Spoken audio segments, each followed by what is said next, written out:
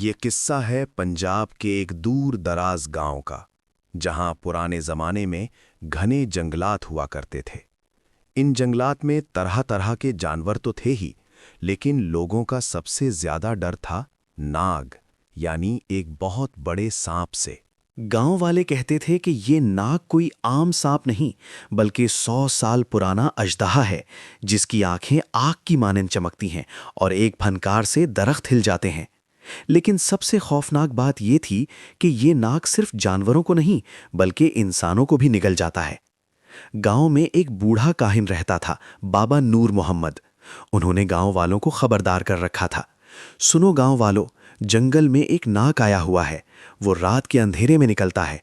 अगर कभी उसकी आंखों में आंखें डालकर देख लोगे तो तुम पत्थर के हो जाओगे। उसकी फनकार सुन लोगे तो तुम्हारी रूह निकल जाएगी। गांव वाले डर के मारे सूरज डूबते ही अपने घरों में घुस जाते। गांव में एक नौजवान था, मलू। बहुत दलेर था, लेकिन साथ ही बड़ा जिद्दी और लापरवाह। वो अक्सर कहता, ये नाग क्या होता है, मुझे दिखाओ तो सही, मैं इसके 2 दांत तोड़ दूंगा। बाबा नूर मोहम्मद ने उसे बहुत समझाया, बेटा मलू, नाग को छेड़ना अपनी मौत को दावत देना है। इसके बारे में हमारे बुजुर्गों ने क्या कहा है, सुन। नाग अंधी रात में आए, जिसको देखे उसे खाए, फनकारे तो बिजली गिरे, आंख दिखाए तो पत्थर हो जाए। मलू हंसा और बोला, बाबा आप तो बड़े पहलवान थे अपने जमाने में, अब बूढ़े हो गए हो तो डर लगता है। मैं तो आज रात जंगल जाऊंगा, नाग को ढूंढ कर लाऊंगा। चांद की 14वीं रात थी। मलू ने अपने दोस्तों को इकट्ठा किया, आओ आज जंगल चलते हैं, नाग को पकड़ते हैं।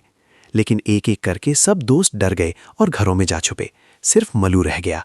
बुज़दिलों की औलाद कहकर मलू अकेला ही जंगल को निकल खड़ा हुआ। जंगल में दाखिल होते ही मलू को अजीब सी खामोशी महसूस हुई। कोई परिंदा नहीं बोल रहा था, कोई जानवर नहीं सरकता था। बस हवा के झोंके दरख्तों से टकराते और सीटियां बजाते थे। मलू ने मशल जलाई और आगे बढ़ा। अचानक उसे एक अजीब सी बदबू महसूस हुई, बिल्कुल ऐसी जैसी किसी मुर्दा जानवर की होती है। कोई मुर्दार होगा, मलू ने सोचा और आगे बढ़ गया। जैसे ही मलू जंगल के घने हिस्से में पहुंचा, उसकी मशल बुझ गई। अंधेरा गहरा था, हाथ को हाथ न सूझता था। अचानक उसने 2 रोशन नुक्ते देखे, बिल्कुल अंगारों की तरह चमकते हुए। पहले तो उसे लगा कोई जानवर होगा, लेकिन फिर वो नुक्ते करीब आने लगे। मलू जम गया। वो नुक्ते दरअसल आंखें थीं, इतनी बड़ी आंखें जितनी उसने कभी नहीं देखी थीं। एक जोरदार फनकार की आवाज आई, जैसे कोई लोहार भट्टी में हवा डाल रहा हो। मलू के कान पड़ गए। चांद बादलों से निकल आया तो मलू ने देखा, उसके सामने एक नाग खड़ा था, इतना बड़ा कि उसका धड़ एक दरख्त जितना मोटा था। उसकी खाल चांदनी में चमक रही थी, जैसे लोहे की बनी हो। उसकी फन फैलाई हुई थी, इतनी बड़ी कि 10 आदमी उस तले छिप सकते थे। मलू की जबान गुंग हो गई, उसके पांव जमीन से चिपक गए। वो भागना चाहता था, मगर जिस्म सुन्न हो चुका था। नाग ने गर्दन उठाई और मलू को घूरने लगा। वो आंखें गोया उसकी रूह को पी रही थी। मलू को लगा जैसे उसकी सारी ताकत खत्म हो रही है। नाग ने मुंह खोला। उसके मुंह में इतनी जगह थी कि पूरा भैंस समा सकता था। 2 लंबे दांत खंजर की तरह तेज चांदनी में चमक रहे थे। मलू की समझ में नहीं आ रहा था कि क्या करे। उसने बाबा नूर मोहम्मद की बातें याद की, नाग की आंख में मत देखो वरना पत्थर हो जाओगे। उसने आंखें बंद कर लीं और दिल ही दिल में खुदा को याद किया। इतने में दूर से किसी ने आवाज दी, मलू मलू कहाँ हो बेटा।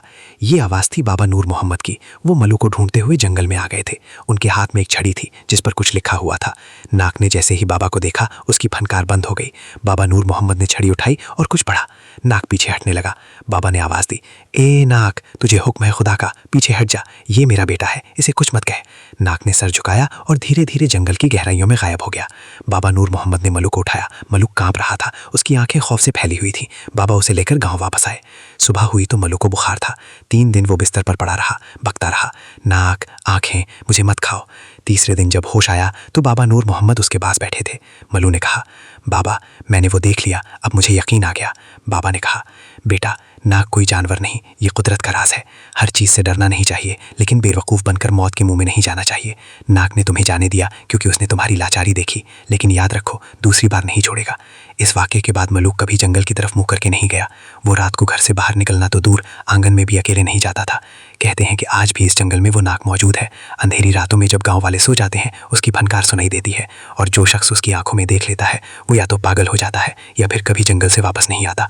मलू के बाल इसी रात सफ़ेद हो गए थे। वो जवान था, मगर उसके बाल बूढ़ों जैसे थे। वो हर किसी को कहता, नाग सच है भाई, इसकी आंखों में मत देखना वरना तुम्हारी रूह खा जाएगा।